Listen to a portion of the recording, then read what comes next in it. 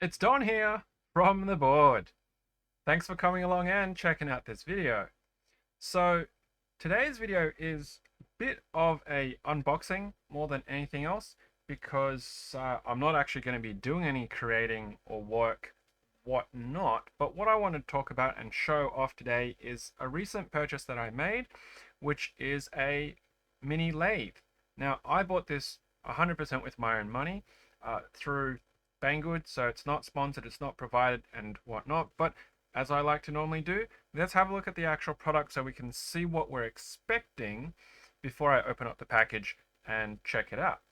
So let's swap over to this. So this is the mini lathe beads machining beading machine mini DIY woodworking lathe miniature pearl lathe grinding polishing bead small cutting tool. Wow, what an absolute mouthful to have to undertake.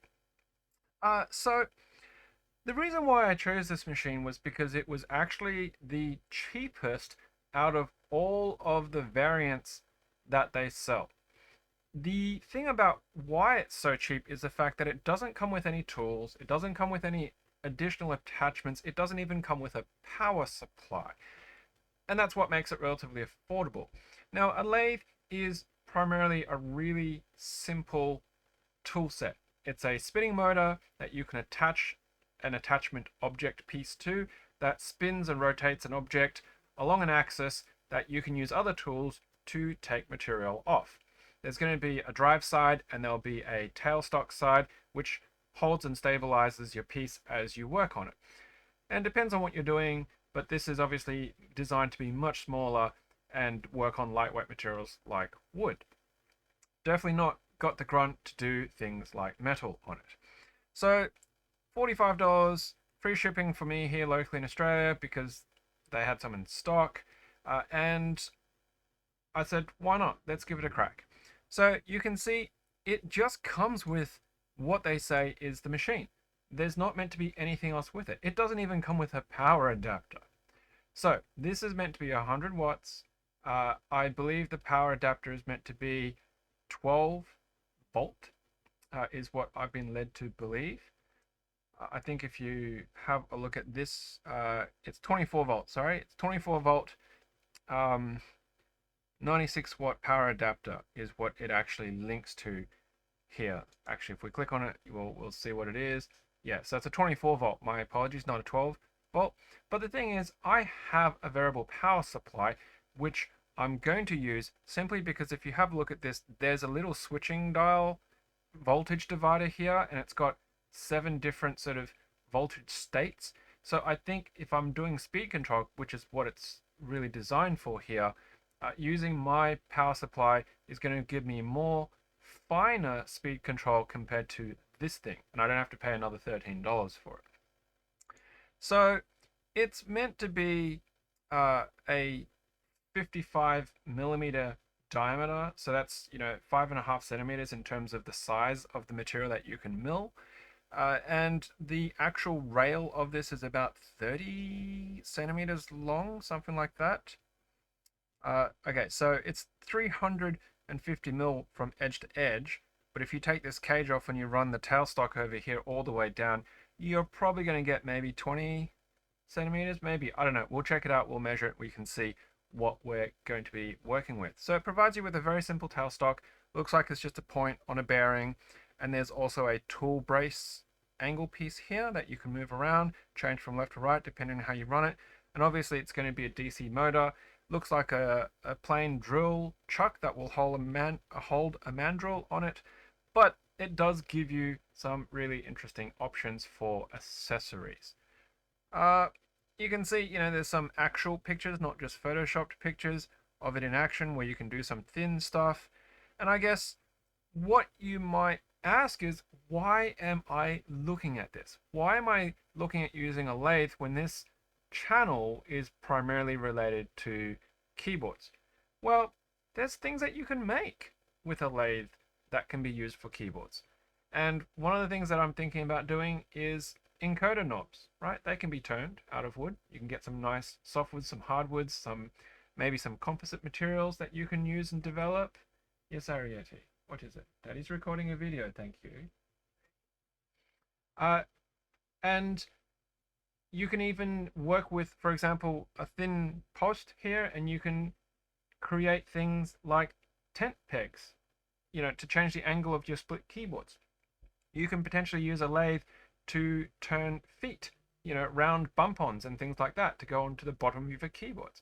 So there are things that you can potentially use a lathe for, and I have some mad scientist ideas out there as well for other things that I want to try, but I won't talk about them right now. We just got to see if this thing actually works and gets to that stage. So let's crack on to the desktop and have a look. So I ordered it. It came pretty quick. It was about a week.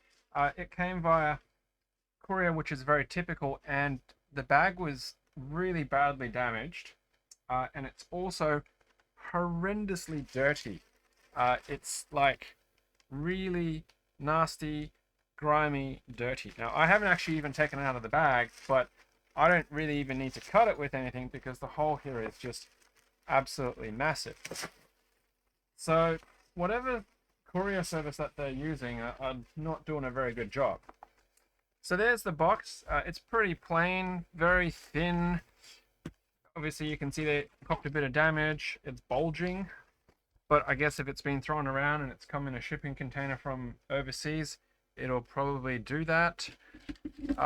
Barcode, hopefully what I have inside is what I'm expecting.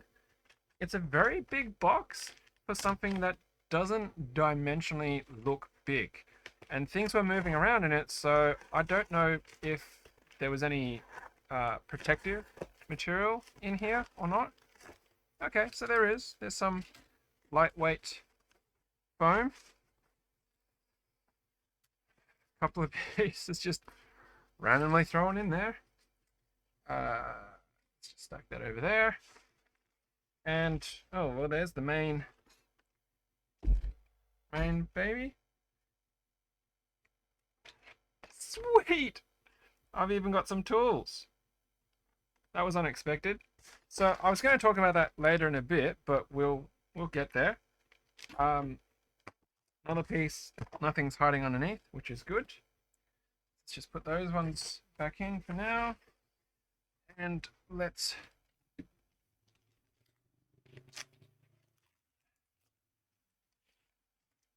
extradite process.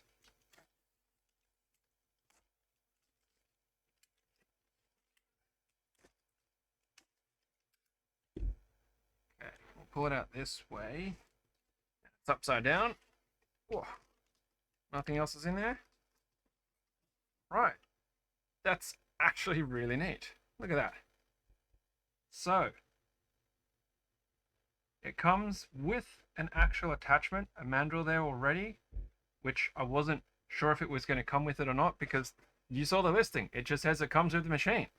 Now, you'll see it's just a straight up big, heavy motor. There is that rocker switch here, and there is a DC power supply port there.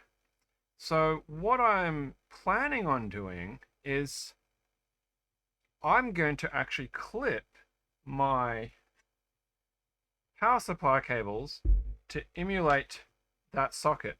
So one's going to go to the actual rocker switch and one's going to go straight to the other side of the motor, because you can see it's just straight up really simple there. It's just they haven't done anything special with it. They haven't even enclosed it. So electrically speaking, it's not really like the safest thing in the world, but it would work. Maybe I'll 3D print a cover or something like that. I don't know. We'll see how it goes. Weight wise, it's actually like, I don't know, maybe a kilo and a bit. You can do weights with it. It's very lightweight. I did see on other people's reviews of very similar things that they recommended clamping it to the table because the vibrations might actually move it quite considerably. And that tailstock, it doesn't free spin, but it does move. And I don't know if it'll come out by itself. So in this little tool baggie, so what I was really most surprised about is the fact that they've given me a cutting tool. what I was going to be using was some wood carving tools, some lino wood carving tools. So here's my little kit of my random tools that I work with. Some leather punches. I was going to use these things that you see commonly sold all over the place. So, you know, these would do the job on something that's not like too hard, I guess. And they do kind of mimic what a lot of proper wood turning tools would look like. So that's my intent. But I'll give this post a try as well once I actually have something that I'm going to be turning. So it's a pleasant surprise that it came with one because was not expecting it. We've got some wrenches. We've got a cap there, which I'm guessing is meant to be for that, though it doesn't fit very well. Yeah, good job. We've got a chuck and they're obviously some kind of key, but I don't know what. I mean, they're Allen key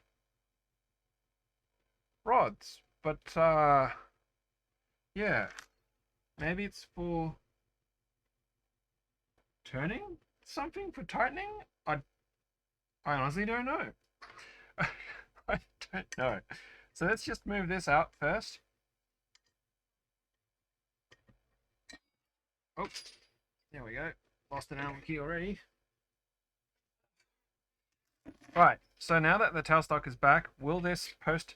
Yeah, so that tailstock piece, that just comes straight out. So you want to, when you're working on something, you're going to want to put that in and you're going to want to butt it right up against whatever your workpiece is so that there's no slack on it and it'll spin in the bearing, but it won't pop out. So that's something that you want to be aware of. And then of course these side ones. So there's a slot here that you can see, and the purpose of that slot actually is so you can use this as a little mini table saw. It doesn't, I don't know if it shows it in the pictures from before, but it's quite versatile. I mean, I already have a mini table saw, so I don't really need it, but if this is already out, just by changing the attachment piece, I can turn it into a saw. It does make it very convenient. I'm going to have to take that out, and then I'll slide that out. But once it sits over the top there, you can have a saw blade through that slot, and you can use it to make small cuts. I think it's a pretty nifty idea. Very simple and easy to implement. So yeah, kudos on them for thinking about adding a bit of extra versatility. So all they've got here on the sides is just some square nuts that fit inside the rail, and I've realized obviously too late that I didn't have to slide it off. I could just have lifted it because they are open cuts on those. See, that cap is completely useless. Okay, so if we take that housing off and we run this tailstock all the way to the end to where it can be secured,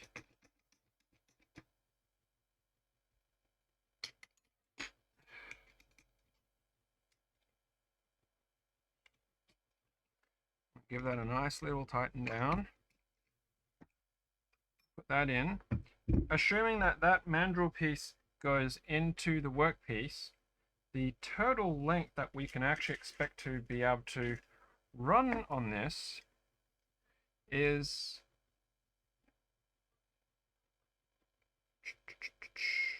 just on 17 centimeters. So it runs just on 170 millimeters. It's quite long, and for something this small, you're probably not going to run something that long anyway. But in terms of the height, they say 55 diameter, right? So if I measure this to the middle of the mandrel, roughly, it's just past 35. So 35 mil means you're actually running close to 7 centimeters in diameter. I suspect the reason why they said 55 is because the post, not even, this piece here, that is going to be a pain to get to, but got it. Okay. So this is where you're going to be, putting it so that you can brace your actual tool for cutting purposes. Like that, depending on how you orientate it, like if you put it like that so you get maximum clearance, the height of that, let me just tighten that down so you can see kind of what I'm talking about. The height of that to the middle is still over 3 centimeters. So you actually have a working range of at least 6 and a little bit if you really were going to push it right down to the bed. Of course, how much that moves, but rocking that, that's pretty solid. I don't know why they said it only has 55 mils to work with. I think you can definitely do a lot better than 55 mils. And on small objects, 5 mil makes actually a huge difference. All right, so overall, I'm pretty happy with how it looks and how it feels. It's quite rigid. Might put some lubrication on that to help it run along the rails. Of course, if you do it nice and gently, that'll move quite smooth. And then you can tighten that down. Let's just put this back on. Come on.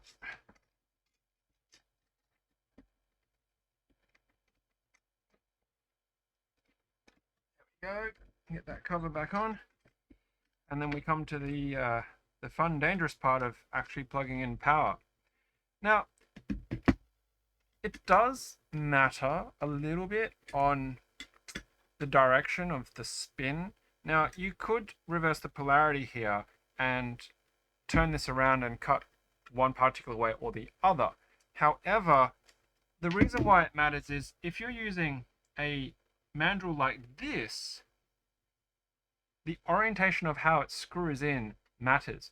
You always want the motor and the piece turning so that the mandrel is tightening against the piece.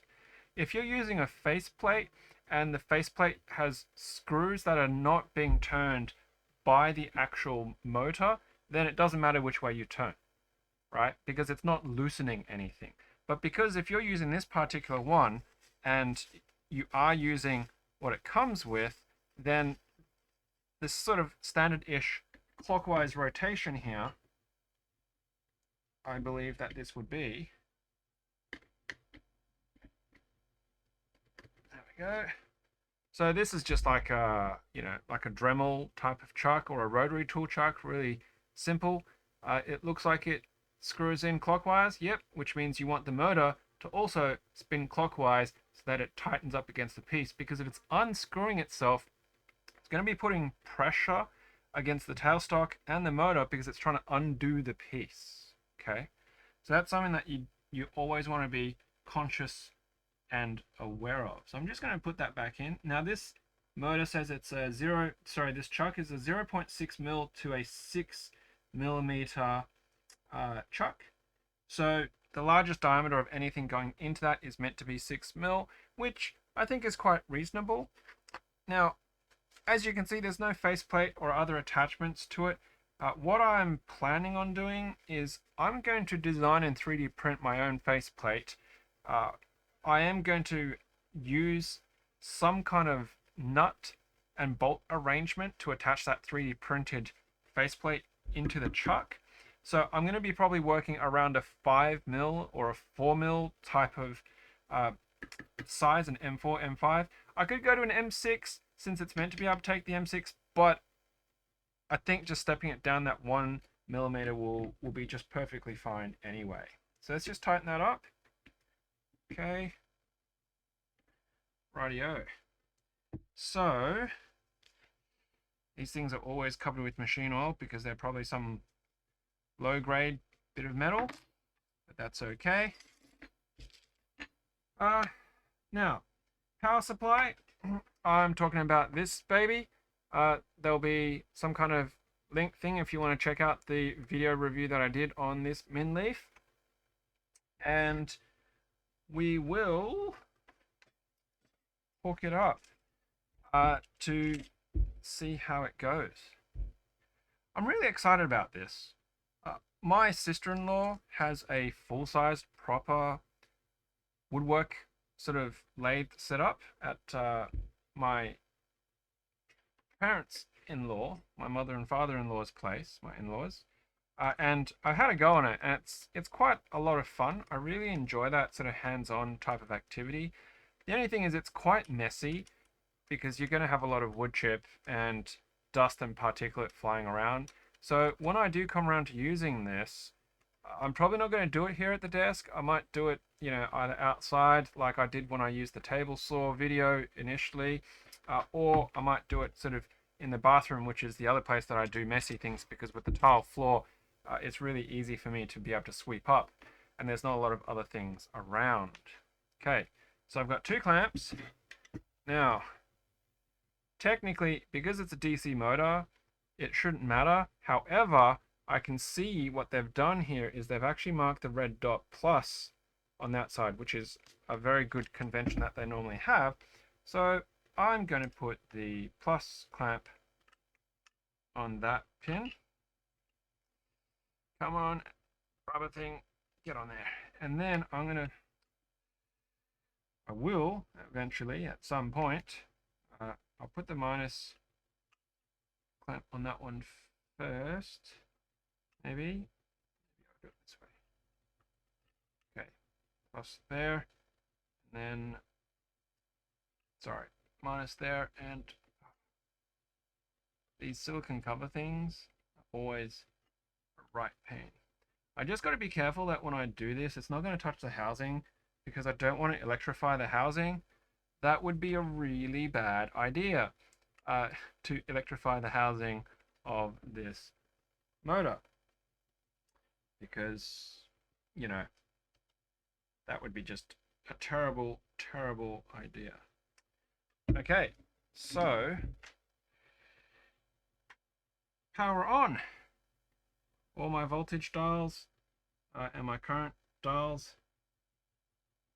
Well, the current dial, I'm going to go down, and let's go with voltage 0, 0. So we'll give it a little bit of current capacity there, and we'll go up. Wow, that starts spinning real quick with barely any power.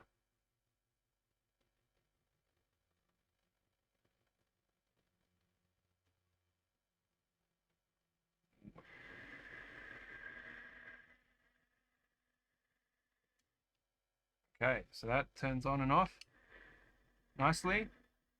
So we're running 3 volts and it's already turning. If I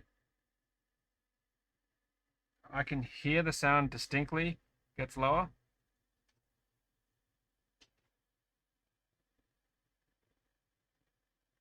About 2 volts it's running on. See, it is turning clockwise, which is what we were expecting it to do with the way that it's wired up. So at 1.1 volts, it's already turning, which is pretty cool. So let's go.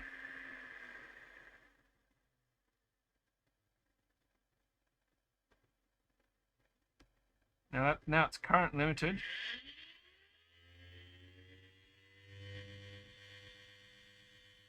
So we're running 17.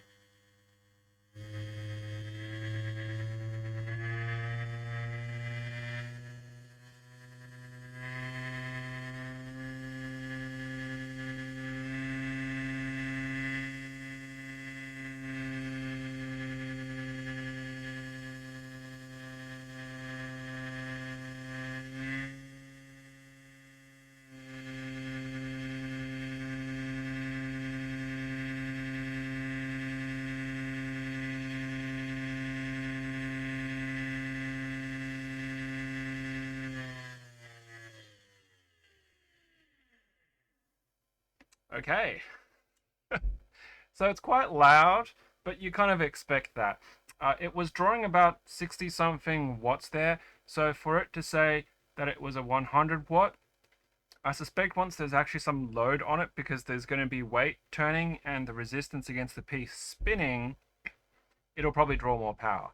But thanks to my power supply having a current limit on it, I can also adjust it to ensure that it has a current limiter on it regardless, because as it pulls more load, it's going to hit that current limit and it won't go over, for example, the 24 volts. So I might just do some maths calculations and work out what that current and wattage is going to be like, because the motor is only meant to be rated at a 100 watt motor, and that will ensure I'm not going to potentially overdraw and blow that motor. So there you go. There's a preliminary unboxing and having a look and checking this out. I think it ticks all the boxes on what the product said it was going to be. Whether it's going to do what I want it to do into the future, we'll find out. Now, just as a prelude to this afternoon, I actually cut a whole bunch of craft sticks, paddle pop sticks, whatever you want to call them. These things over here that you would have seen I used to make, for example, my artisan holders. Okay, but I cut them and I've got them glued and drying in this block, and this block here is actually sized to be a rotary encoder knob. So you can see in terms of the length of that, I've given it plenty so that it can actually sit on the spindle and have that mandrel drilled into it, so it won't be too much of an issue. And in terms of diameter, it's roughly 25 mils in diameter, whereas I only need about 20 mil for the maximum diameter of the knob. So we'll see how that goes when I actually get around to setting that up and giving it a try. So there you go. Thank you very much for hanging in there in the end. I know that, people often don't watch my videos all the way through, but that's okay. I like to just talk and explain and give my thoughts and feelings about this kind of stuff. But if you do like this video, if you like the kind of stuff that I do, would really appreciate it if you hit that like button. And of course, if you want to see more of these videos and what I do next with this, hit that subscribe button so you'll get the notifications, and of course the bell button so you'll get the latest video release notifications too. That's it. Thank you very much for checking out this video, and of course, as usual, until next time, happy clacking.